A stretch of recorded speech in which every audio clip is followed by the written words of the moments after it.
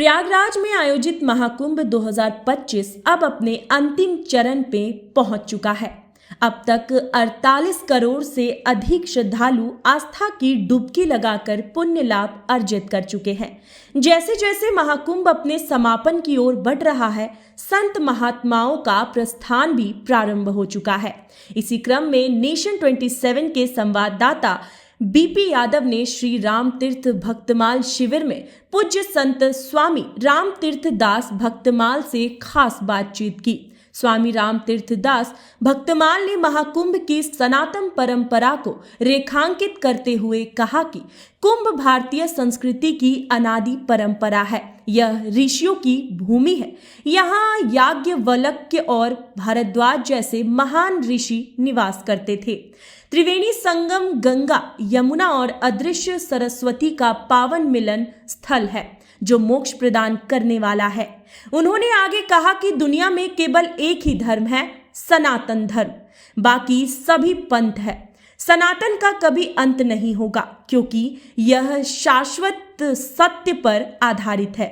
स्वामी राम तीर्थ दास भक्तमाल ने भारत सरकार से सनातन बोर्ड के गठन की मांग की और कहा कि जिस तरह से वक्फ बोर्ड बनाया गया है, उसी तरह सनातन धर्म के संरक्षण और प्रचार प्रसार के लिए सनातन बोर्ड भी गठित किया जाना चाहिए और वक्फ बोर्ड को समाप्त कर देना चाहिए। इसके अलावा उन्होंने कई अन्य सामाजिक और धार्मिक मुद्दों पर भी अपने विचार साझा किए। स्वामी राम तीर्थ दास भक्तमाल ने आगे क्या कुछ कहा, देखिए इस वीडियो में।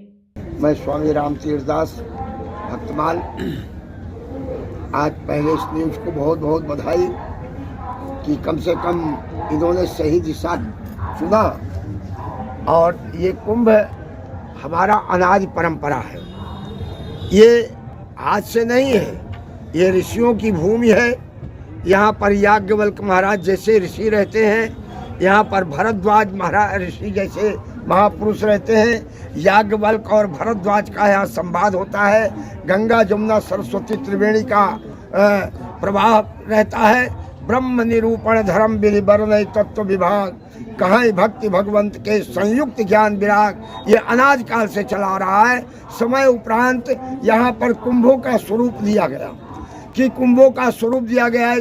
आदि शंकराचार्य जी ने यहाँ स्वरूप बनाया कि चारों दिशा से के शंकराचार्य यहाँ आते थे और यहाँ संगम पर बैठ करके अपने अपने क्षेत्र की धर्म चर्चा करते थे। किस क्षेत्र में धर्म का प्रचार कहाँ हो रहा है, कैसा हो रहा है, उस पर निरूपण करते थे और उसको आगे बढ़ाने की चेष्टा करते थे।